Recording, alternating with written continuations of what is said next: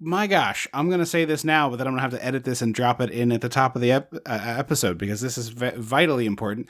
The lines are open for Listener Request Month. We are going to be doing Listener Request Month in May. So until April 15th, that is tax day, you have until April 15th to call your request in. We need your name, where you're calling from, the movie you'd like to hear us do, and a short description of it. Try to keep your calls short, under... Or why you want us to pick it. Not pick it, because it's randomized, but like why you think it'd be a good choice. Yeah. Well, I mean, why you think we should pick it is probably correct, even if it is randomized. I just wanted to be like, we don't pick. It is out of a hat. Yes. So that phone number is 856-347-7328. Once again, 856-347-7328. If you need it again, hit the rewind button. Isn't it 856 dissect? It is 856 dissect, but I like to give it the numbers out too. So 856 dissect. Once again, name, where you're calling from. You're just a city. We don't want your address. And a movie you'd like to see us cover on the show. To boost your chances, visit Patreon and sign up there because all Patreon supporters get a chance to weigh in on what that episode will be. That'll be our bonus episode for June on Patreon. But there will be 3 main feed episodes in May on requested by you. So we love doing this and incorporating your suggestions. And we've gotten some very good stuff over the years.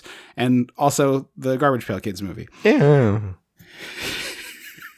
But give us a call and let us know what you'd like to hear us do. Because without you, there will be no show in May. This podcast is brought to you by our fine Patreon supporters who recently just got a full-length episode on the B-movie classic Tremors. If you want to hear that episode or any of the 10 plus bonus episodes we have at this point, visit patreon.com/dissectingthe80s to learn more. Welcome to Dissecting the 80s. I am Tripp Lano, one half of the Mega Podcasting Powers, and with me, as always, is my tag team partner, Mr. North American Cub 2023, the Macho Man Drew. Andrew Lano, or Lexapro, I guess that's what my title is under. Stage names, yes. Congratulations to you. Our Patreon folks heard all about this, but pageant winner extraordinaire, congratulations to you. Thank you. We are dropping an episode on the most perfect, literally this has never happened before because our show comes out on Mondays, but History of the World Part 2 drops the day this episode drops. We've never been so Oh, okay. So this is a new territory for us, but we saw that Hulu was doing their own History Does of the Hulu World do Part weekly 2. Or do they do all at once? It's a good I think question. I know Netflix always does all at once. I think Netflix is the only one that does all at once Okay. now. I think everybody else has switched over, but I could be wrong about that. So a lot of networks do like a week, like HBO Max for some of their shows does like 2, 3, 2, 2, 2, like bizarre stuff weird. like that. So anyway, we watched History of the World Part 1, and since Andrew has a sore throat, I'm going to try to do this. We got to go back. We got to go dissect the 80s. It's your sketch movie. Something's got to be done about your sketch movie. When the mega powers explode. I'm talking about the 80s. Oh, yeah. Great Scott! Cream of the crop. Oh, yeah. Mega powers, yeah! When this baby hits 88 miles per hour, you're gonna see some serious shit. So you're more Kramer, and I'm more Bernie Sanders when we do it. I felt extremely Bernie Sanders in that moment. No, because I feel like funny. Bernie Sanders, at least in my mind, has more of the Jerry Seinfeld of it all. I feel like Kramer is not that raspy. No, yeah. So anyway, I discovered while I was watching it that I'd never seen this movie before, which was an interesting So revelation. crazy to me. Yeah, because you had this movie. You had a copy I of owned this for movie, sure. yeah, and I Yeah. Like I think for like my Sweet 16 or something, like I remember distinctly like writing a thank you note that was like, I'm gonna buy History of the World Part 1, like with it or whatever. Huh. So how is it on your radar? Mom and Dad. You know? I mean, at that age, how is anything on our radar? Okay. Well, you said Sweet 16, right? Yeah. So yeah, I think when I was 16 is when you start to realize like, oh, Mom and Dad's movies aren't my movies. So like, yes. I need to have some of them are, some of them, not all. but like I need to have a copy of my own for when I go to college. Oh, sure. Our grandmother definitely was the one who introduced Men in Tights, I feel. That sounds right. That sounds correct. Yeah, and I definitely watched Men in Tights a lot, and then I saw Young Frankenstein probably like a time, maybe two, and Spaceballs a bunch of times. But I feel like I'm like, whoa, because like I was like, when I read Mel Brooks's book, I was like, oh, I haven't seen a bunch of these movies. That's surprising to me. And I was just like, some of these I've never even heard of, like some of the, the more the lower tier catalog. But like, I'm pretty sure I've never seen The Producers, despite the fact that I've owned a copy of it for forever. Yeah, I've seen the stage musical and the movie musical, but I don't think I've seen the original, but I do own it. Okay. Yeah, I don't even know if I still own it. I definitely got a copy of it for a birthday or Christmas the same year you did.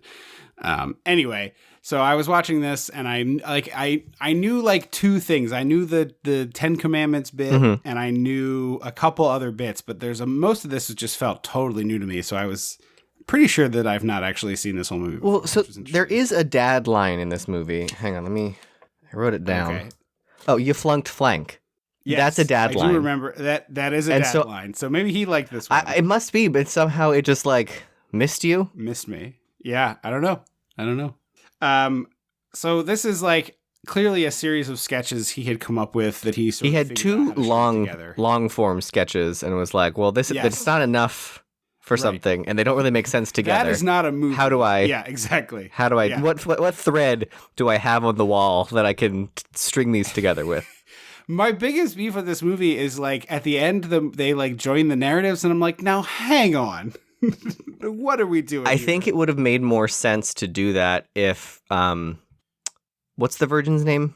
I do not remember. I know who you're talking about. If the Virgin and Mademoiselle Rambeau were played by the same actress.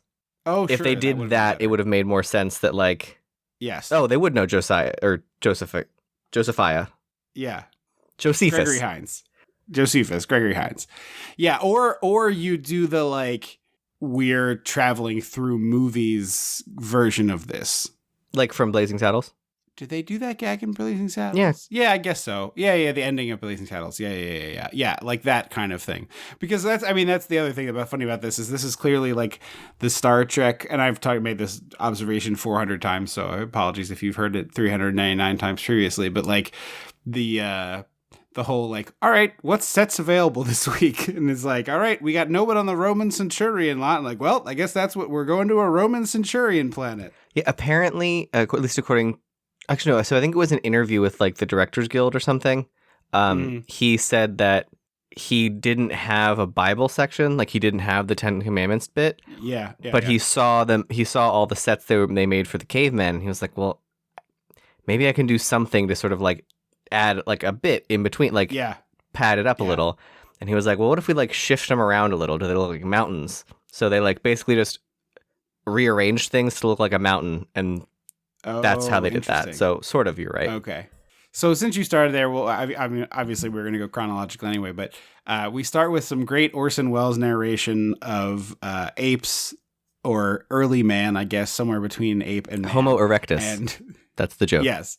And they are absolutely just smashing their dicks. Yeah, erectus. Yes. I get it. Thank you.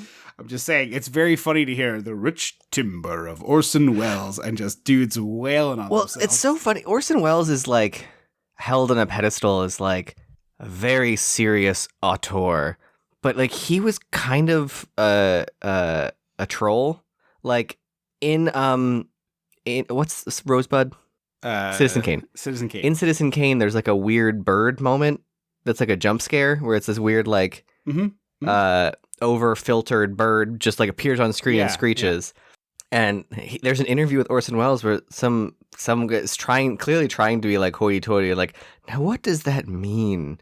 And Orson was like, wake him up. It's pretty late in the movie. I think the thing of it is he made what most people consider to be the best movie of all time. Yeah. Citizen Kane. A movie I enjoyed the time I watched it in college. I have not seen it in I have never seen it 20 years. But then by the end of his career was doing like horrible commercials. Whatever. He basically he basically was doing the like, well, the only thing I've got left is the value of my name, so might as well cash that check until no one will cash it anymore. Yeah. And that's what he did. Like, I mean, his last film performance was in the Transformers movie. You know, he like died almost immediately after. Oh, the cartoon one, right? Yeah. 80. He died in the 80s. So, you know, at this stage, he's like maybe still respected enough that this is sort of a Liam Neeson play. I did not look this up. So, or not Liam Neeson. Good Lord. I said Liam Neeson because it just got announced that he's going to be in a remake of Naked Gun, but I wanted to say Leslie Nielsen. Oh, really? Yeah. Huh. I honestly think that's extremely logical casting. It's the same exact idea as casting Leslie Nielsen. The question is whether he'll be good in it or not. Yeah. You know, and also, you know, why, again, would anyone publicly say the insanely racist things that he said unprompted? Wait, which one? Liam Neeson. Oh, I missed that. Is this new? Or is this old? It's probably 5 years old at this point, but it was like he talked about a friend getting assaulted. And oh, yeah. Was black, and he was. This is now like, coming back to me. Ran around the streets looking to get into fights, and I was just like, what the fuck? But I will say he was on Atlanta in its last season, and he was very funny in that. So I feel like Daniel Craig's kind of doing a Leslie Nielsen. Like, yeah, a little bit. He did a lot of all the serious. Now he's like, I'll do fucking foghorn leghorn for you, sure. Yeah. Anyway, Leslie Nielsen is maybe what they were going for here. I don't know. I did not look this up, but this is what, 1980, 81? I actually don't know. I didn't. That's the one thing I didn't have. Okay. But you know, it's very possible this was playing on that before he was like, you know, doing weird commercials and getting so shit-faced he couldn't stand up. Orson Welles, that yes. So we got the cavemen. Then we're trying to start a fire. I will say I have a few times in here, like if this movie were made today, because there's like a few little things I thought of that. Yeah. This, because they talk about, you know, it was apes and then apes stood up and became man, and I was like, there would be a joke in there about like, if you're watching this movie in these states, please cover your ears for the next 2 minutes. Yeah, absolutely it would. Yeah. I would bet there would be a joke like that in the revised version, I'm sure. So have you ever... or the reboot here, whatever we're calling it. Sequel, I guess, is a sequel. Yeah, I still see occasional ads in like Instagram and stuff as I scroll through, and one of them that they show is for History of the World. And the best is that it's like a quick clip of, not Nick Offerman, Nick Kroll. Yeah. And then they show Mel Brooks, and he's like, I took the money, and here's the show. And I was like, yeah, I'm so curious what the show is going to look like. If it's, because I wouldn't be shocked if he was just like, yeah, sure, I'll take the money. Yeah, sure. Here's the show. Yeah. I don't know. I'm very curious. I'm very curious about it, because like, I gotta be honest, I thought the trailer looked pretty middling. And then I watched this movie and I was like, it's kind of the same. Like, it's very cheap looking. And this is, to me... See, I didn't think this looked too... It looks like a movie. It all looks like sets. Yeah. That is what I should have said that instead of cheap looking. Have you seen the trailer for the new movie? I don't think I have, actually. I've just seen a clip of like Nick Kroll. Okay. Because it to me looked like very much like actors on sets, which I feel like this looks like. But also they're not like trying to realistically be Rome, you know? Yeah. Also, you're kind of doing a silly movie. It's hard to look realistic. Because that's jumping ahead to Rome for a second. I love that all the props and the weapons look like a shitty community theater production. Yes. In particular, the bit where he's actually holding what is a prop and not a... Yeah. Anyway, I really like this trying to start a fire bit where the guy brings over a lit torch and they like try to use it to make a rock hot enough to start a fire. Yeah, and then they try to light the rock on fire. It's pretty good bit of business there. And then the subsequent one, which is a cave painting, and they're like, and here we see the first critic, and the guy stands up and takes a piss on the wall. The first artist, and of course the inevitable critic. There's also the first heterosexual marriage, which I misheard. I was like, homosexual? And then the immediate joke after is the first homosexual marriage, which I thought was great. Yeah, it was. Yeah, I was like, oh, look at that. It's the same gag twice. I also love the bit being the one partner smashes the man smashes the woman over the head, and then obviously it's just one of the partners in the gay couple, but then drags their lifeless body into the cave. I also love that death was so, you know, nebula. Death was so new that it was greeted by, you know, what does it say? It was greeted with awe, and then it cuts to all of them looking at a dead person going, "Oh." Yeah. Very, very, very much the sort of Muppety type of joke. Yeah, Mel Brooks Muppets is like my peak comedy. Yeah. They don't make them anymore, but they did for a while. I know. So then we see the spear, the invention of the spear. I gotta be honest, this is the caveman stuff has like a few good gags, but is the draggiest of the movie to me, even though it's a pretty short one. I think because I feel like it doesn't drag for me because it's so short. Yeah, but it's like the same. It's like 6 variations on the same joke of like origin of X, origin of Y, origin of Z. Yeah. So it's like, I probably could have trimmed one of these. The one I do think is the funniest is this long bit that they end with where somebody drops a rock on someone's foot and they yelp melodically, and that becomes like a way of making music, which is to just smash people in the foot with rocks over and over again. I agree. I also love how all the bad wigs, like it's just all bad wigs in the caveman era. Yeah, really, really bad wigs. Yeah, lots of like puffed out, plasticky looking Party City. Yeah, no one powdered these first to take away some of the shine. It's just like plastic. Yeah. And then we get like the joke I remember most from this movie is Moses with the towel. Someone just was. I think it's Moses. Me, all right, somebody was just sent a correction in about the Ark of the Covenant not being related to Jesus because it was related to the 10 Commandments, and I didn't say this because I was like, they might be religious and find this offensive, but I was like, friend, you misunderstand. When I say Jesus stuff, I mean all that. It's all one thing. It's an umbrella, you see. Pile. It covers it all. You see, I don't care enough to know the distinction, so it is just Jesus stuff. If it was in that book, it's Jesus stuff. Yeah, it's Jesus stuff. Yeah, it's all one big pile to me. But he's got 3 tablets, and it's here's the 15 commandments. Drops one. 10 commandments is just like really extremely my shit. I think it's just that like Mel Brooks knows how to craft a joke.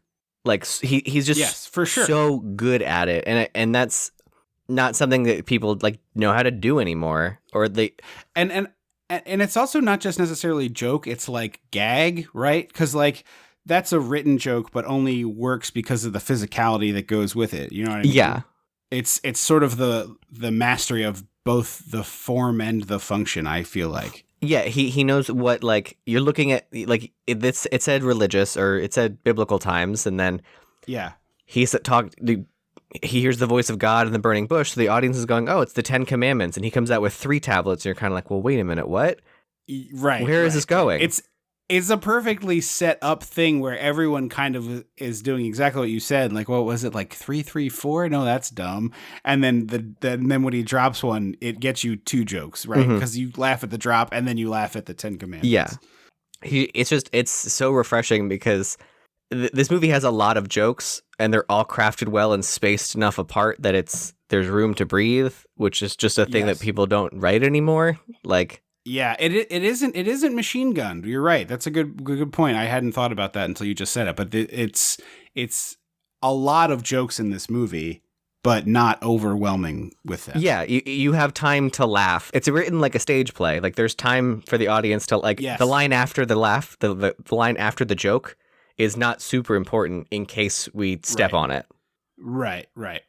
I honestly think my favorite joke in the whole movie is right here where we're going down the row of the people selling stuff, and the one guy's like, columns, put them in front of your hovel and it'll look $1 million. And I was like, oh, that guy designed McMansion. Yes, he did.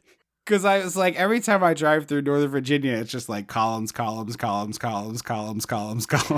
if I knocked on would definitely go thunk, thunk, thunk. Thunk, thunk, thunk. Yeah. I don't know if you ever have seen the blog McMansion Hell, I think is what it was called. I think I've seen that, It was this incredibly snarky with this, I think she was a design student, would like take pictures of Zillow listings or what have you, and then like put notes on top of them making fun of the stuff. And the columns was one she always hammered, and the other one that I always thought was very funny was like all of these rooms with enormously tall ceilings, and she's like, she would just circle the top and be like, where all your wasted heat money goes. Which would really crack me up, because you'd see some of these ones where it's like, just like inexplicably it's a cathedral ceiling. Right. It's got like 6 cathedral ceiling rooms on the first floor, and you're just like, what? So yeah, I genuinely snort laughed when he was just like, stick a column in front of your hovel. I was like, oh my God, it's that. I liked get your sooth said right here. Yes. Yeah. Yeah.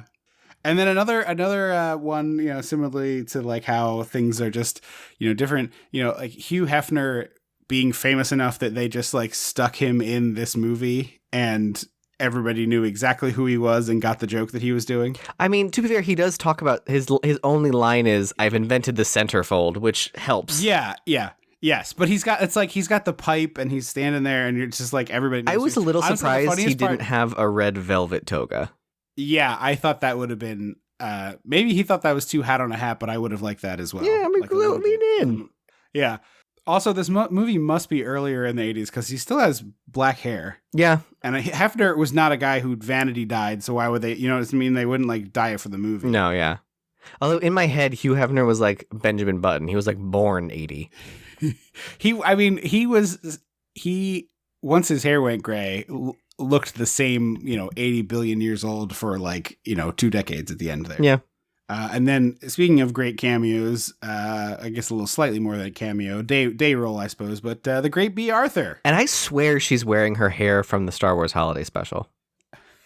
It's very distinct. It's not impossible. Yeah. It's like it's like sort of an updo with like a clearly just like a clip-in pony. Yeah. And she's bringing a lot of like withering, like sigh to her performance, which I like. Seeing this, I was like, damn, why wasn't she in more of his stuff? Yeah, it does seem like a perfect fit. It is unusual to me that because he works with the same actors all the time. Yeah, well, because she and Madeline Kahn, I feel like would have played really well together. I do wonder if it just was like Golden Girls 85. Yeah, but she was already doing Maude. Like, she was already famous. No, yeah, that's true. I'm just saying Golden Girls is like her second successful television show. It's like, why bother working beyond that if you don't feel like it? That's true. Actually, maybe third, because Maude is a spinoff. So she was probably playing Maude in the original show and then spun off her own. So she kind of Frasiered herself. Yeah. Right. Yeah, that's a good point. Yeah. So I don't know. Maybe that was it. Or maybe they didn't get along. But I don't think he mentioned her in the book at all. It was a while ago now, and you know, COVID brain. Yeah, right. But she's running the unemployment office, and the only experience with unemployment I had was when COVID happened, and we all sort of got not laid off. When you like don't go to work, but you're not fired? Furloughed? I think we were furloughed, but we still had to do like we could get collect unemployment because of it. It was like however that worked. I didn't commit a crime. If this sounds like I'm wrong, I didn't commit a crime. We all did the thing of if you couldn't work, you could collect unemployment. It was like he was the guy was a gladiator. Did you kill last week? Did you try to kill last week? If you don't kill this week, we're gonna have to change your status. And then so I was also unemployed for a while and collected unemployment for a while. I got laid off when the newspaper I worked at closed 10 years ago now. But when I was doing that, you were allowed to like work and earn money, but only a certain amount of money, and you couldn't like go over the threshold or it was like a huge pain in the ass. But I did have to like prove that I had applied for jobs, and I have to show like attempts made to earn money and things like that. So it was definitely not exactly this, but not all that different, to be honest. Yeah. And then when he says he's a stand-up philosopher, she's like, oh, a bullshit artist. Did you bullshit last week? Did you try to bullshit last week? And then she's about to hand him the bag of money, and out comes his agent, who's like, I got you a job. And she snatches it away. It's delicious. This is another one that stuck in my brain. He's like, oh, I was so you had to come in now. I was about to get the money. And the guy's like, I got you a job. You're nuts. NVTS nuts. Yes. Delicious. Very funny. I was reminded of I forget where we were, but we were like looking. Oh, we were in Italy, and we were talking about Typo. We imagined Typo was the name of the man who made the first mistake, and they just dropped him. Yes. Yeah, he just fell to his death, but I was thinking about that with all the U's as V's. Gregory Hines gets like 3 minutes to just kind of do whatever he wants. He is. So I was looking at him, I was like, he seems so familiar. I don't know him from anything else, but apparently he was the voice of Big Bill on the show Little Bill, which okay, isn't he also? He's in the Muppet movie we covered. Yes, at the very end. He's in one of the Muppet movies skates, as a roller right? skater. Yeah. I think it's Manhattan. I think it's Manhattan and not the Great Muppet. I mean, a roller skater could be in any Muppet movie, and I would be like, yeah, you're right. It's Manhattan because it takes place. It's in Central Park. That you just reminded. Okay, but again, you could tell me there's a roller skater. Absolutely. Yeah. A crew of roller skaters in any Muppet movie, and I'd be like, that's sure. It checks out. He's one of the world's like most esteemed tap dancers, which tracks with seeing him dance because he does the classic sand thing. Yeah, is that typical for tap? So it's not typical for tap. It was like a classic thing in sort of like movies and like I'm just gonna like busk and do a little tap. If you don't have like if it's just wood, it can be hard to get like, you know, to flow with it and like move. Yeah. So if you sprinkle some sand, you can get like you get a little less friction. Makes sense. Also, Hava Nagila always kind of slaps. Like it's a great tune. It's always I'm always like, oh yeah, no, this is like makes me dance along. Yeah, absolutely. Always a winner. And then every time I hear it, my brain is like, yeah, it's Nagila Hava. Nope. The opposite of that. But the lyrics kind of go that way. So he gives like a nice tap bit. He's doing some comedy here. It's like basically like, all right, this guy's here's your star type 5. movie, so let's showcase him. Yeah, exactly. Like show me what you got, kid. So he does all of his literal song and dance bits here, and we get to a guy who seems to be literally beating a dead horse, although we see that the horse is not dead momentarily. And we get introduced to our leading lady. That's right. She's here to look pretty and not much else. Yeah, she gets extremely little to do in this movie, like most of the ladies. Well, B. Arthur, I guess, and Madeline Kahn get a little bit to do. But Gregory Hines saves them from getting attacked by the guy with the whip after Mel punches him out. And then Madeline Kahn, speaking of, rolls into the scene. And with the best opening line. Like, this is the best entrance line you could possibly imagine. Because she's being carried by the men in that, like, very, like, old, like, classic Greek style, or, like, my super sweet 16 crazy people. You're being carried by men. You know, the classic My Sweet 16. You knew exactly what I was talking about. I wasn't saying you're wrong. I was just laughing. And she goes, stop. Can we all step on the same foot at the same time? My tits are falling off. It's such a delightfully specific joke that everyone can immediately understand what she's talking about. Like you can understand completely what that must feel like riding in a car with shitty suspension. She's dressed like a Greek empress, but she talks like the nanny and is chewing gum in every scene. So it's this really great like high-low balance. Yes. Also, I don't know if you caught this, but so they like she comes in and our lead basically begs her to, you know, spare them from dying, and she says okay. And then we see, or this might have happened right before, but we see Mel Brooks's character help the horse up and like move it a little bit. No, and I don't know if you caught it, but Mel's stunt double when he's like interacting with the horse is like a foot taller than Mel Brooks. I didn't catch this. Is it like a wide or is it a close up? Yeah, it's a wide and kind of almost, it might even be a crane shot. Like it's pretty high up, but it's like Mel Brooks is what, 5'3"? I think I saw someone sitting next to the horse, but my brain was like, that's not Mel Brooks. I didn't realize it was supposed to be Mel Brooks. It's supposed to be Mel Brooks like helping the horse up, so to speak, and it's clearly the horse trainer, and the horse trainer looks like a strapping young lad. I mean, you got to be to be with horses. Yeah, but you know, Mel Brooks is 5'3" and 125 pounds, maybe. Yeah, because so when you like, I had a friend who like worked with horses in college, and she was also a Marine, so she was like a very strong person, and so we would occasionally like have to be like people pat to her. Like if she patted you on the back, she might either Marine pat you or horse pat you, and you had to be like people pat. That's very good. Because horses are like they're very muscular. I'm not a rump. Yeah, like when people like pat a horse on the back, like you have to really slap it because they don't feel it because they're so muscular. Right. People pat. And then Madeline gets another great line. Do I have any openings that this man might fit? Yeah, her in all of her Mel Brooks action, she is just like the double entendre queen. It's like her, Dolly, and Elvira would have a good volley.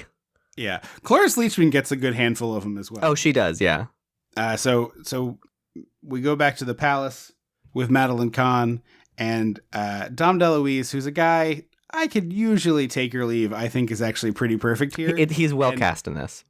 Yeah. It uses him to his strengths really well. But what I couldn't stop thinking of watching this, and I swear I don't mean this to be an insult, Josh Gad has a little DeLuise, I feel, of like the ability to lean into the silliness and like come to play and something like this. And then I saw he was part of the new show, and I was like, honestly, that makes perfect sense. And I bet he gets some of the like big stuff that DeLuise used to do for him. I never would have picked Gad for that. But because I feel like it's Dom DeLuise feels more like old Jonah Hill energy. I don't think Josh Gad looks like no, but I think in terms of like some of the physical comedy. I think Jonah Hill was like bigger energy. Okay. And I don't think Josh Gad does physically big. He's vocally can do a lot, but I don't think I've ever seen him like physically do a lot. Oh, I think he does do that in other stuff that maybe you just haven't seen, but I do think he is capable of like the big physical bit. I'm sure I haven't seen it. I would bet that in this new thing that Gad is in the History of the World Part 2 that comes out today, I suppose, I would bet we get some DeLuise-esque physicality. My brain also sometimes when I picture Josh Gad, pictures Harvey Guillen first from What We Do in the Shadows. And I actually like, no, not him. The other one. Not him. No. DeLuise is on the hedonism bot couch. Yes, he is. Reference. And he eats grapes, which is like a double whammy of delight. I also love how like just most of the lead Roman people are gay because it was a very gay place. Yeah, it's very interesting. I just read I think it was a tweet thread and not a blog post, but someone who was like talking about, it was somebody responding to some insane thing some younger person, I think, said about like sexuality in movies and how it weirds them out. These kids are fucking Puritans. Yeah. Yeah, they are.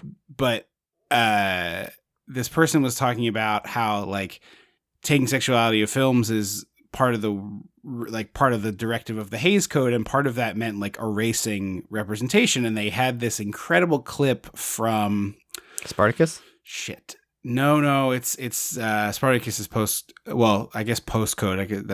But no, this is like I think it's a Cagney movie, like a gangster movie, and he's playing, I keep wanting to say Buster Keaton, but that's not Bugsy Malone? Yes, thank you. He's playing a gangster like a Bugsy Malone. It may actually be the film Bugsy Malone, but he's getting fitted for his suit, and he keeps being like, I need extra space in here, and he's holding his waistband, like, AKA, this is where I keep my gun. Mm-hmm. And the tailor is like exactly these dudes. He's like very obviously gay, like a little bit flouncy, swishy in his language. Yeah, swishy. But he's what a bad stereotype character gay person would be in an 80s movie, but it very clearly is just like this is what this person's life is, basically. Obviously it's a movie, not a documentary, but it was kind of incredible. And then I was watching this, and all I could think of was, it's like, oh, these guys are doing the same sort of swish that Taylor was doing in Bugsy Malone or whatever that clip was. Yeah. We do some nice game show intros for the spoils of war here. Yeah, he first reveals the golden bath, and Louise is like, nice, not thrilling, but nice. And they're like, and behind this is the treasure. And they, pull the curtain open and play the big pretty women surrounded by like holding treasure. Uh-huh. And I just had like a click moment in my head. I feel like because I grew up with Seinfeld and History of the World, that I like my form of comedy was like New York Jewish comedy. Sure. Yeah. And so I think that's why people like my director in high school thought I was Jewish. Yeah. I was like, no. Yeah. He said it once, and I was like, what are you talking about? And he was like, well, you're Jewish. And I was like, no, I'm not. And he was like, what? And I was like, no, I'm not Jewish. You just cast me as Jewish people a lot, but I'm not Jewish. And he was like, oh, no shit. And I was like, it was my senior year when he said this. It had been 4 years of him just assuming I was really Jewish. Funny. That's fantastic. Yeah, no, I know exactly what you mean. That's very funny. Like the comedic sensibility is very particular from New York Jewish comedy of the 70s, 80s, 90s, I suppose. Yeah. So anyway, Mel starts to do his stand-up, and he tells we also a get, joke, hey, and say this was- when, 8:30. Oh, Madeline yes, asks true, for right. wine, and Josephus? Do we want to commit Josephus. Josephus. It's Josephus. Yeah. And he pours her wine, and he goes, say when, and she goes, 8:30. Yeah. And Hines doesn't quite know what to do with it at first. It's a and then pause. kinda smirks to himself. What is it? Uh-huh. Yeah. But so I've decided that my big film project for 2023 / me turning 36 is I'm going to complete the Spielberg catalog. So there's a bunch of stuff of his that I haven't watched. You've started that, right? And so You've started that journey of let me catch up on Spielberg's that I've missed, didn't you? yeah, I was just saying that's my like 2023 / I just turned 36 thing. So I've been watching some Spielberg stuff. And I was watching an episode. He directed a couple episodes or segments, on episodes of Night Gallery, which was Rod Serling's show post Twilight Zone. We talked about this because he had Joan Crawford on there. Right. So he directed another one of those. And in that one, it's a man who's a bad failing stand-up comic who meets Is this the Joan Crawford episode or the other one? Bar. No, different one. So he's a failed stand-up comic, and he meets this guy in a bar who promises to give him miracles, but he warns him that it's like a monkey's paw situation. Like, it's not exactly what you want when I do it. So if I do it for you, it might not be what you want. And he's like, no, I don't care. I'm desperate. I want to be the funniest man in the world, or something akin to that. And from that point forward, every time he speaks, people just like guffaw with laughter. He like takes his hat off and people lose their shit. Like it has become meaningless to him because it takes no work and everything is just given to him. Oh, my head. As soon as you said I want to be the funniest person in the world, my brain went, nobody knows what comedy is. You're hilarious, but nobody knows what a joke is. So they're like, what are you talking about? No, they just laugh at everything he does, and he starts to get all the success, but they show him on stage, and he does this exact joke that Mel Brooks does, which is, how do you make a Venetian blind? And then it's poke him in the eye. It feels like a classic vaudeville kind of joke. Oh, yeah. It's like a Catskills, New York-y, whatever, but it's like the Night Gallery. It's old in the Night Gallery joke in the bit, and it's, it's supposed to be 1965, 7, 8, somewhere in there. And so I was cracking up at the idea of like the joke was fresh in Roman times. Was very good to me. Also, Mel Brooks, obviously it's a movie and everyone's acting, but like Mel Brooks just knows how to command a room. Yes, for sure. Yeah, I mean, just a supremely talented guy. And this is like intentionally hacky stand-up, but it still is a well-performed bunch of hacky stand-up. It reminds me, it's like what we talked about John Candy. Yeah, exactly. And again, going back to how he knows how to write like a visual punchline, he's trying to, like, he makes one wrong joke about like how the emperor is corrupt, and he's trying to like pivot, and he ends up saying, no one wants to look like a big fat pig, and we cut to Dom DeLuise next to a roasted pig with an apple in its mouth, and he's looking at it with an apple in his mouth, and he just like turns to look at the camera, and it's the perfect setup. Absolutely. And then double points here for DeLuise giving the lines with the apple in the mouth, being like, it's perfect. It's perfect. And like I said, I wouldn't call myself a Dom DeLuise hater, but I don't have a lot of love for him, but he's perfect here. It's like really the best use of him I've ever seen. I think so. And so all the guards come in, and I always love when characters sort of like, I don't know how to describe it, but they all come in and they point their swords at him, and Mel Brooks goes, he picks up one of their swords and he starts picking at his nails with it, and he goes, when you die at the palace, you really die at the palace. And I can't describe what, but like I love when characters do shit like that. Right. It's a little bit meta, but not quite the like. It's so it's touching the wall of meta without going through it. Yeah. So the sentence is that Mel and Gregory Hines have to fight to the death. So they have the classic 2 gladiatorial options: 1, sword and shield; 2, trident net. Yeah, it's so funny to me.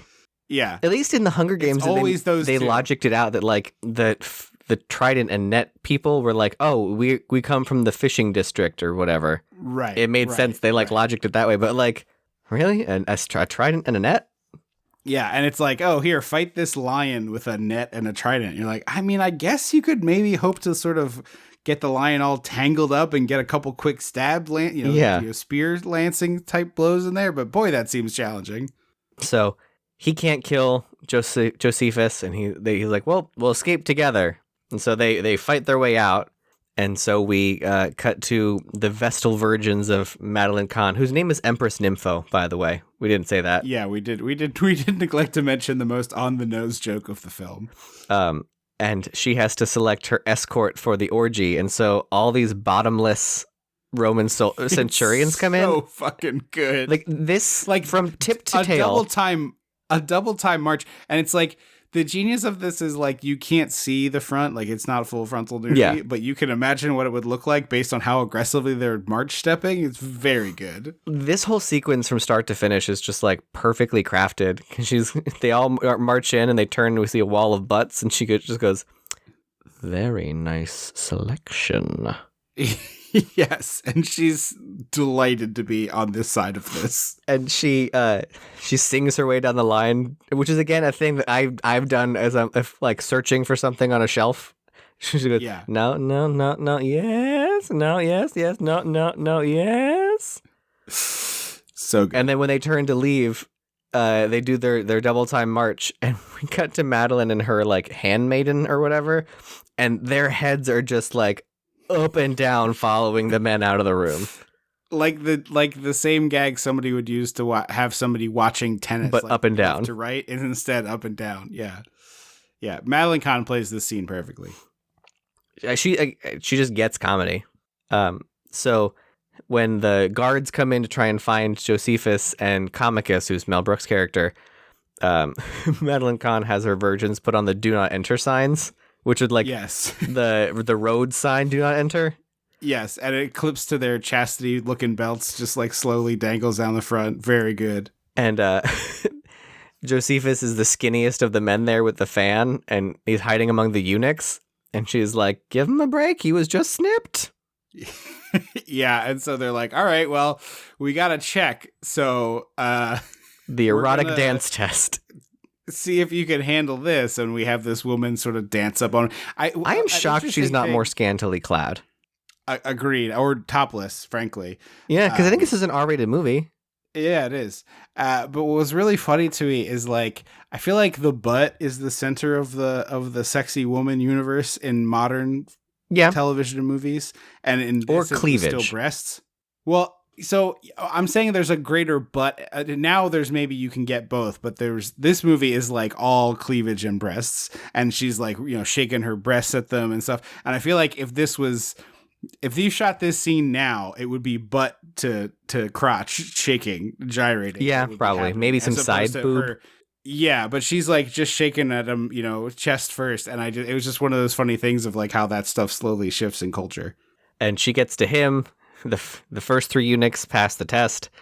And then we get the great one. He's holding a feather fan downwards, and just one feather pops right up. Yeah, it's pretty perfectly done, this little gag. It's like everybody knows what the gag is going to be. Yeah. It's just a matter of what it's going to look like, and they chose probably the funniest version of it, I feel. So he runs away. Our leading lady and Mel Brooks. Oh, also, there's a really gross tongue gag in that. It's funny, but I hate it. It's like she starts dancing on the first guy, and Gregory Hines does like what was that wolf? The cartoon wolf. Oh, it's Tex. Tex Avery was the animator. Yeah. He does a Tex Avery wolf, and this like long fake tongue rolls out of his mouth, but it's so gross looking. It's very gross. So she goes, "Oh, they're going to go to they're going past the Senate. We can meet him there." And right. As they're waiting for the Senate, we hear them like talking about should we build more mansions for the rich or build affordable housing for the poor? And all of the Senate goes, "Fuck the poor." Like, what say you? Fuck the poor. I'm like, oh, it's what our Senate says too. Yeah, not much has changed. And then we get a line that's, I don't know, perhaps the most repeated joke in all of comedy, but one that I still will smirk at, which is the "walk this way." It's good. When you do it well, affectation. It's good. Yeah. I also like the wrist hourglass. They just strapped an hourglass to his wrist. 30 grains ago. 30 grains ago, he's tapping on the middle and like holding it to his ear. Yeah, yeah. But I think he does walk this way in Young Frankenstein 2. I don't think it's in Spaceballs. I think that's right. There might be one in Men in Tights now that I'm thinking about it. That tracks. Yeah. But it's if you do it well, it's a great joke. Yeah, for sure. Did you notice that so as they're getting in disguise, the poster behind them is for the play The Trojan Horse, and one of the reviews says filled with soldiers and laughter. I did. I thought that poster was delightful. We have a weird ADR right after here, which is the line that's ADR'd is get the flunk out of there. But which should have been the line the whole time. It's absolutely, it's funnier. But it's like, why did you ADR out the F-bomb? I couldn't figure that out.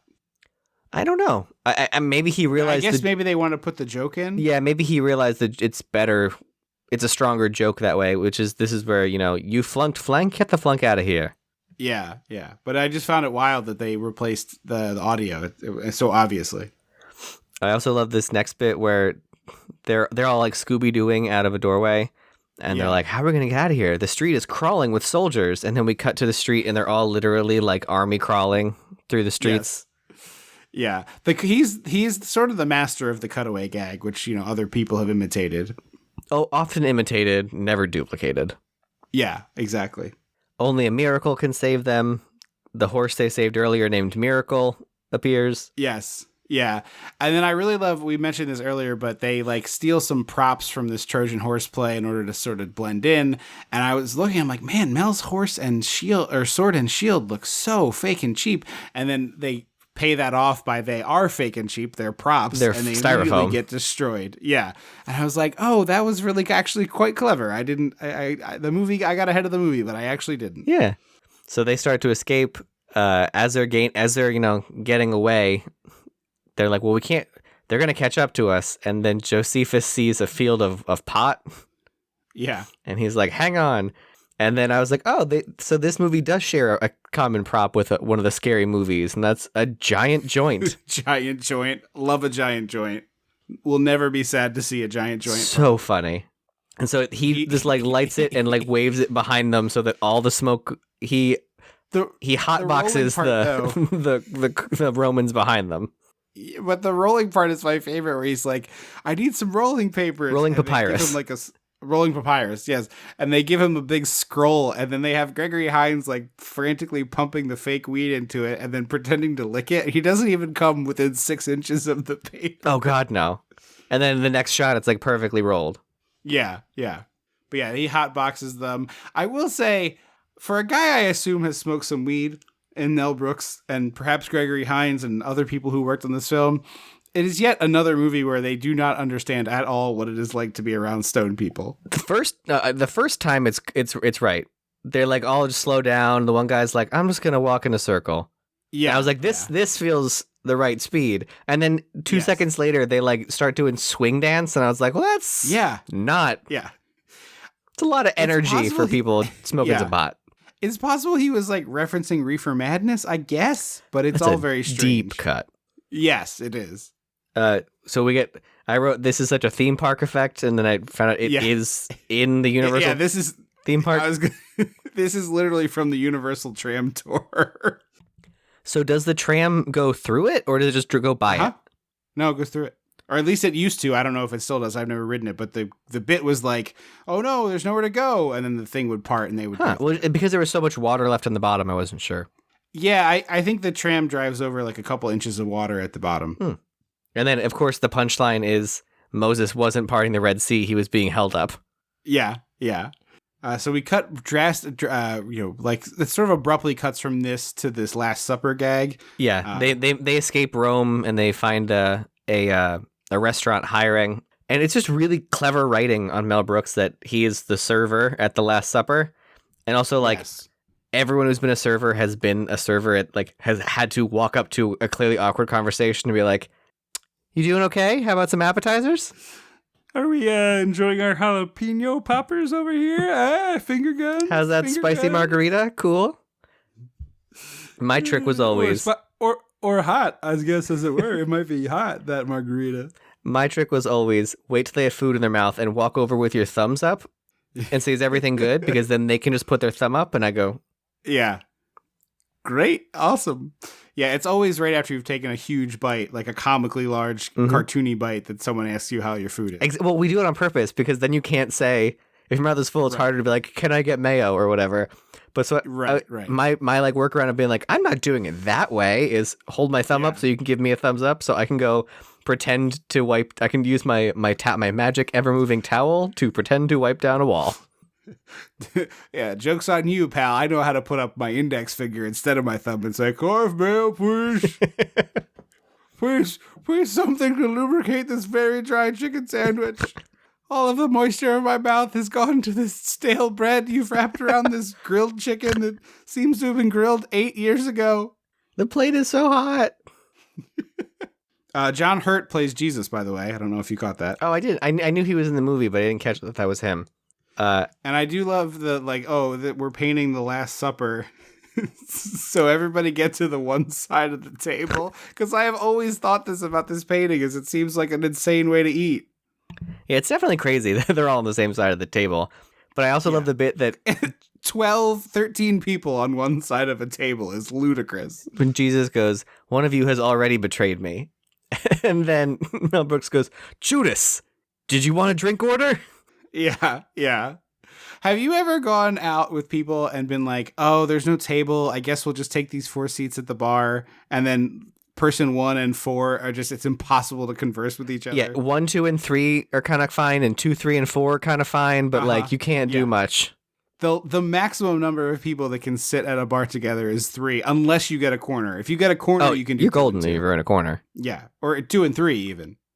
So we got to the Spanish Inquisition, which I feel like is the other idea he had for a sketch and just didn't know what to do with it. Well, I love that he pitched a Busby Berkeley, Esther Williams musical number about the Spanish Inquisition that's essentially just going to be filmed like a stage play. It's just filmed like a proscenium. Today, that wouldn't have made it past storyboards. Like, it would have made it 2 storyboards. They would have been like, nope, we're not spending. Yeah. The set cost $1 million for that alone. Yeah. And then it's 35 swimming dancers? Dancing swimmers? Maybe more? Yeah.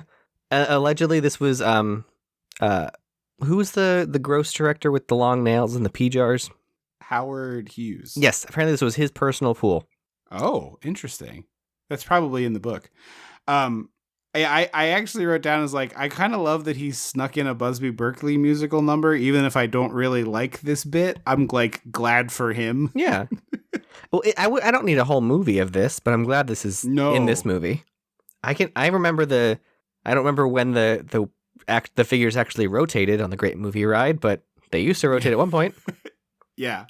Yeah, I have some fondness for the Busby Berkeley style swimming musical number. I also like the bit you can't. So his name, the name of the guy behind the Spanish Inquisition was Torquemada, which if you talk like you're from the Bronx, it's Torquemada. And the joke is you can't talk him out of anything. Yeah. There was and I love that it's like oh no, we'll bring in the nuns, and then they like the bathing costumed swimmers. Mm-hmm. There's also a bit where the monks, there's 4 monks that like get on a staircase in front of him, and like they pull up their robe and they're doing like very like traditionally feminine like leggy leg work. Mm-hmm. They should have been like a can, not quite a can, but like doing like the dramatic leg cross and all that. They should have been wearing silver like character shoes, like rhinestone silver like I'm a Rockette character shoe, just for this bit. Mm-hmm. Yeah, or do the thing where you have 4 like big burly dudes. They pull up the thing. You switch to a close up, and it's like man hands holding the skirts up, but clearly women's legs. Oh, I love that. Or you could I'm sure you could build the set that way and have them, or just have them sit. Right. Yeah, I like that. But just have like the switch it out for being actual dancer legs. I also forgot about the slot machine gag. It's so funny. Yeah, that is my favorite of the things actually. The like torture rack spinning reels of a slot machine. And then it ends with a big menorah of dancers. So apparently what I learned is that the menorah used for Hanukkah is a menorah. It's like a square rectangle situation. So not all menorahs are like Hanukkah. There's a name for it, but are Hanukkah menorahs, because a Hanukkah menorah has, I think it has 9. It's got 8 candles and a middle candle. Right. This one does only have 7. You're right. So this menorah represents the days of the week, I guess. Oh, right. Okay. I don't know too much about Judaism, but I learned that little bit that this is still technically a menorah. It's just not the Hanukkah menorah. Also, I apologize that my voice is starting to go out, everybody. Bear with me. Yeah, I was like, this episode's going to be a little short because we're trying to get through it because Andrew's voice is maybe not going to make it 90 minutes. Yeah, it's super fun that my job is also to speak on the phone all day. Yeah, I did feel very bad for you as we were sitting down to do this, to be clear. I didn't say those words out loud. It's fine. It's just during my workday, I pause and take myself off the phones for a few minutes to get my voice back. And I can't really do that on this. So we go to Paris and we see Cloris Leachman, who has quite a mole. First, we have nothing. We have things for sale, and one guy just goes, "Nothing. I've got nothing for sale." Yeah, it was pretty good. But yes, Cloris Leachman plays Madame Defarge from Tale of Two Cities. Oh, right. Because she's in the book, she's knitting the names of the traitors. And I'm guessing... Right. Lost on me entirely. Yeah, I'm guessing that... you don't have to smirk quite so hard when I say lost totally on me. The only reason I knew that is because I saw a play of Tale of Two Cities. I would never remember that from, like, the reading. You're over here like, oh, well, in the original Dickensian version of it... Is it? That I read, several times. Who did write Tale of Two Cities? Dickens. Is it Dickens? I'm like 99.9%. That just seems wrong. I feel much better. I don't. It sounds too. It was the best of times. It was the worst of times. I'm guessing that it was a both continuity issue and it's funnier this way, that they were like, "You're gonna knit with no yarn." Yeah. She's just clacking the needle. Just a click, clack, click, clack. Speaking of longtime collaborators with Mel Brooks, in comes Harvey Korman as Count de Monet. Oh, we also get the repeat after me, which is similar to the walk this way gag. Yes, yeah. Although I will say they don't do the thing they don't all just repeat what she says. There's like one thing they don't say. They do it, so they all do the cough, and then she says not that. So I think... Yeah, and I thought they should have done not that. I also love that she says, "Let's end this meeting on a high note," and then just sing something. Which is like, I'm stealing that for when I host events. I honestly thought that was something worth holding on to and pulling out at the right time, at the right meeting with the right people. Yes, I was like, I'm putting that in the back pocket for when I host events. Yeah, exactly. I love that Count de Monet's, they roll out the red carpet and they just roll it over the poor people. And he takes special care to stomp on them. Stomp and stab. Away. Yeah. So they're doing some battle chess, which I was like, oh, this is kind of fun. And then it gets to be a bizarre rape joke that I didn't super love. Yeah. I mean, this is sort of James Bond world. Everybody wants to fuck the king. So Right. It was just like not what I was expecting someone to get stabbed, not this. So I was in Monty Python, they would have gotten stabbed. Yeah. Or in Harry Potter. Oh yeah, I forgot about that. Yeah. Wizard's chess. Yeah. So this is the other joke that I thought that I like. This is the other joke that I knew was in this movie, but I had It's Good to Be the King? No, the piss boy thing. Oh, piss boy, yeah. Which I like knew was in this movie because I've heard people make that reference, endlessly. I feel like that's also a dad line. Yeah, for sure. He has also made that line, but made that joke rather. But I've heard other people. I remember during the run up to Live 8 in Philadelphia, which was the big concert at the on the Ben Franklin Parkway, where they had it at the Art Museum. There was like a bunch of jokes on Preston and Steve, the morning show I used to listen to at the place where I worked, that it was like, someone's going to make a lot of money just carting around a couple of Home Depot buckets for people to piss in, because there's not going to want to be able to leave their spot at all. So just be like, that would have been actually brilliant. Yeah. It's just like, give this guy $5 and he'll let you pee in the bucket, and then he carries it out and dumps it somewhere. But I was like, oh, this is kind of funny. Like, it's interesting to see Mel give himself both the high status character and the low status character. And then it, of course, leads to like, oh, no, they're doing a Prince and the Pauper situation with this poor man. Humber Death is the other thing I remember. Like, It's Good to Be the King is very funny. But when Madame Rambo is trying to save her father's life because he said the poor ain't so bad. He goes, such a good, like, why is your father in prison? Well, once he said the poor ain't so bad. Oh, he's like, you're lucky he's alive. Didn't kill him. Yeah. He goes, he's like, oh, if you put out, I'll save his life. Hump a death, hump a death. Yeah, ticking down. I'll give you 10 seconds. I also, so she's like, you know, she was willing to debase herself to get her dad out. So he says that he'll do that for her. And then Count de Money is explaining to him that he's skeet shooting with peasants. Yes, this is probably I said this already, but perhaps my favorite visual gag of it is like pull. And then the first guy gets winged, but doesn't go down. And the second guy drops like a stone just after he gets hit. I wish the only thing is that they're dummies. I wish they had just used trampolines. Oh, like use a giant trampoline and just show them like in the air. Yeah, and shoot it at the right angle. It would look like that. Yeah, that would be funnier. But also launching dummies to shoot them is kind of fun. Yeah. We get a very, very good bit with this woman who has grapes like woven into her hair for Mel Brooks' King to eat. Though it's going to be the King comes back in Men in Tights. Yes, it does. Because it's okay. Although he's technically the prince. Mel Brooks is? No. I don't know who Mel Brooks is in that movie. But technically it's Prince John. The whole point is that it's a prince in charge. I thought Mel Brooks comes back at the end and is the king. It's probably that. And then he does it's good to be the king. Yeah. Because in the Disney version, it's the handsome lion who comes back. Right. Harvey Korman at this point fucks up. He keeps correcting people. Count de Monet. And then here, when he says his own name, he says, I'm Count de Money. Yeah. Did you also notice that his friend, his little foppish buddy Bernays is getting blown by another guy behind the rook? Yeah. Also, I love that Mel Brooks is just like out of French words, and so he's like, I like steak Bernays. Let's call this guy Bernays. Don't get saucy with me, Bernays. Yeah. I was so delighted by Corman's role. He's not in the movie for a ton, but he's just such a great oafish bad guy. Like he's just perfect at that. Yeah, it's down to the name correction. It's like what he did for Blazing Saddles. Right. I know this is basically the same bit over again from that movie, which is, a few years younger than this one, or a few years before this one. Jesus H. But he's just very good at this. It's just like, yeah, why not bring him back to do the same bit? It was funny the first time. Yeah.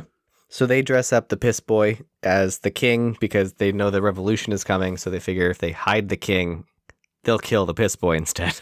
Right. And like, oh, that's a great idea. Let's bring him over here. And they put the makeup on and the wig on. They draw on the beauty mark. And this is when Mademoiselle Rambeau shows up to give herself in exchange for her father's freedom.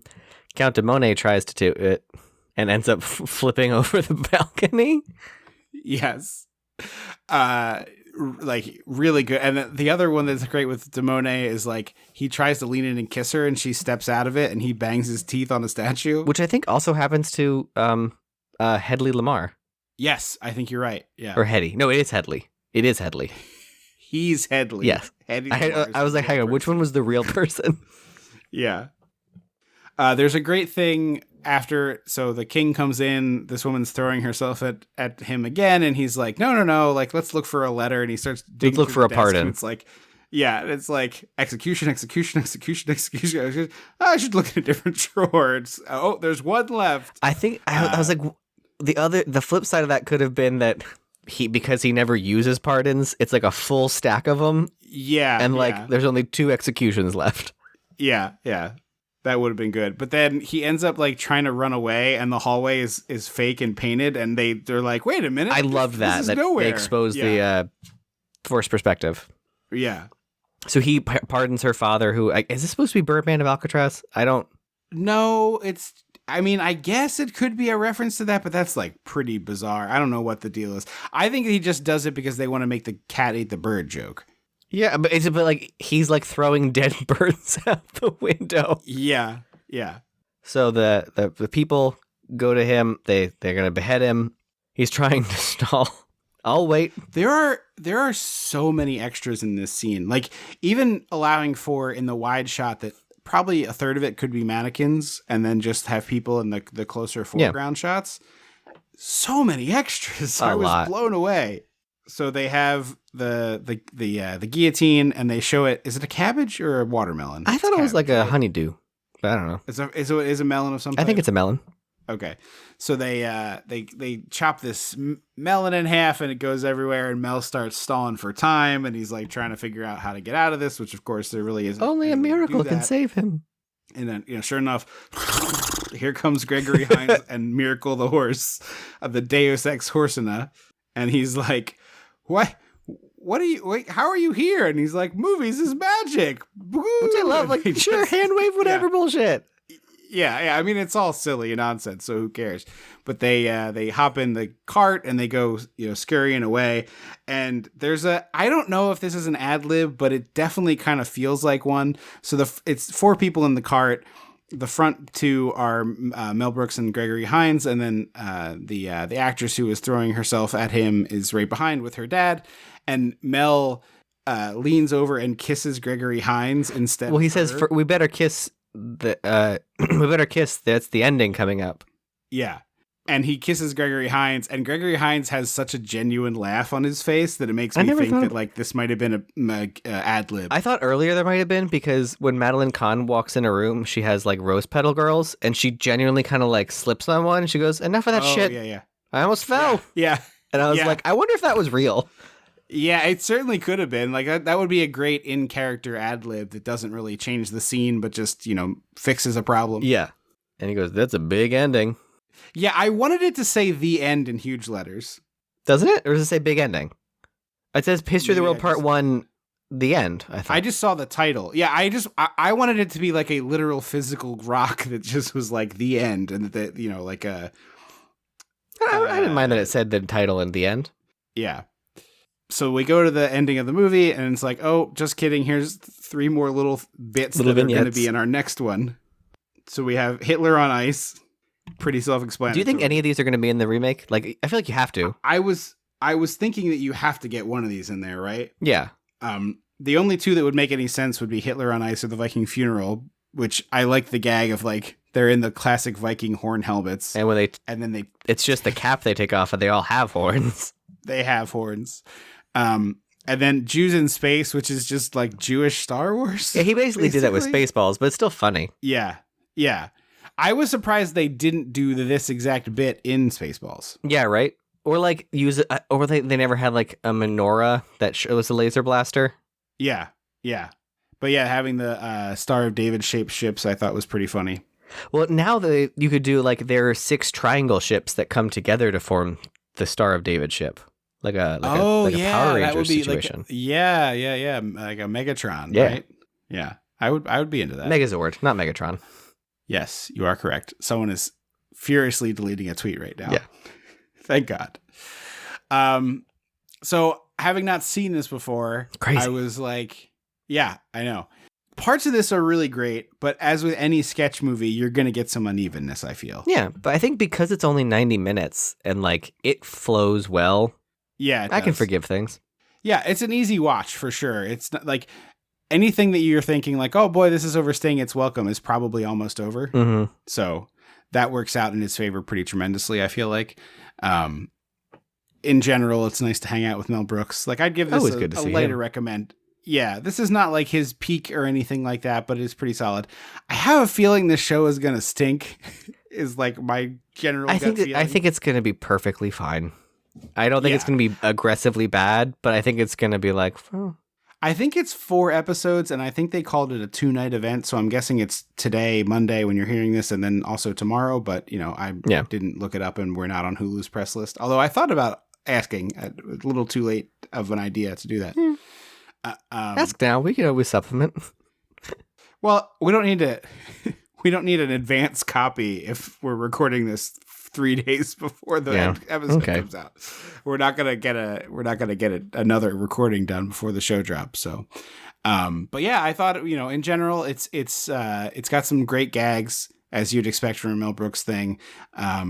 Most of it works, I would say. There's not a ton here that's topical enough to be lost, which was good. Very good. Although I do think we have 5 years left before nobody knows who nobody under sorry, a significant portion of the population doesn't know who Hugh Hefner is? I don't know.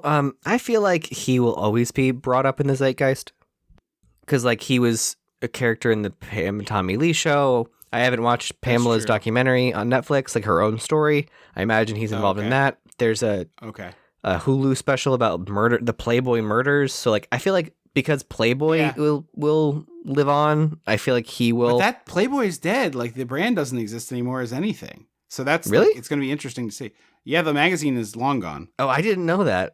Yeah. They still sell T-shirts. I have one. That doesn't surprise me. Maybe, you know what it'll be? Maybe it'll be like, you know how you can buy Pan Am shit because it was just a good logo? Yeah. And it's like swinging 60s. Maybe that's just it. Like the Playboy bunny lives on. Probably the Playboy bunny will live on forever. But yeah, I have I cut it into a crop top. It's purple with pink. Of course you did. It's purple. It's a purple shirt with the pink bunny, and it says Playboy down the back, like the bags that say thank you. Oh, okay. So I'm going to watch the show. I'll check it out. You know, frankly, I'm curious to see what Mel Brooks is doing at 94. You know, it's kind of wild that he's still creating stuff. So good. I also always forget that he produced The Elephant Man. He did, yeah. Such a weird like veer for him. Just liked the story, you know. I highly recommend his book. It's super entertaining. I enjoyed that. I've said that on here before. This doesn't rank favorite for me. And I think I said this on our episode about Spaceballs, where it's like every other time I watch Spaceballs, I like it. And every other time I watch it, I'm like, eh. So it's like it's got to hit me in the right moment. Men in Tights is the one I have the most fond memories of, although I have not watched it in forever. And I would imagine it does not hold up very well. Yeah, I don't know. I'm curious. Have you watched it at all lately? No, it's been a very long time. Yeah, I probably haven't watched it since I was a kid, but I was like, very curious to see. But yeah, I would give this a lighter recommend. It's also on Hulu where the new show is going to be, so it's easy to find, or on the Internet Archive if you need that, if you don't have a Hulu subscription.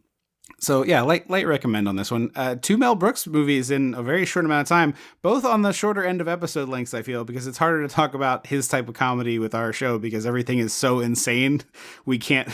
It's hard to like spin up, and we just love and it just ends up being me gushing about how good of a writer he is. Yeah, exactly. But it's also like hard to do our bits of like, what are these 2 side characters doing? Because like that's already the movie. Yeah. So. Wait, what was we did Spaceballs recently? Mm-hmm. Yeah, we did Spaceballs for a big anniversary. I was trying to think. 5 probably in the last 6 months. Then. Yeah. No, it definitely was. So we'll probably hit Mel Brooks again down the road at some point. I don't know what it'll be, but we'll figure that out. Actually, he may not have that many more eligible things, to be honest with you, because they're not sequels. So, true. So we may be close to the end of the Mel Brooks run. Thank you so very much for listening. As we said, we have a full-length episode on Tremors that just dropped over on Patreon, a movie we both love very deeply, and it was a blast talking about that. So go check that out at patreon.com/dissectingthe80s. You get your own custom RSS feed. You can drop it into your favorite podcast player, and you don't have to learn a new app. So that's kind of a great feature of it. But visit that and see if there's a tier that works for you. We try to have some cool stuff at all the tiers, including a sticker for everybody who signs up. So if you want a sweet Dissecting the 80s sticker, that's where you can get it. Visit us on Twitter at Dissect the 80s or on Facebook, Dissecting the 80s. We'd love to hear from you. We enjoy anything we get from our listeners. Thanks very much for listening to the show and for being part of our little community here. Thank you. Thank you very much for listening. I have been Tripp Lano. I will always be Andrew Lano. Until next time. Don't you forget about me.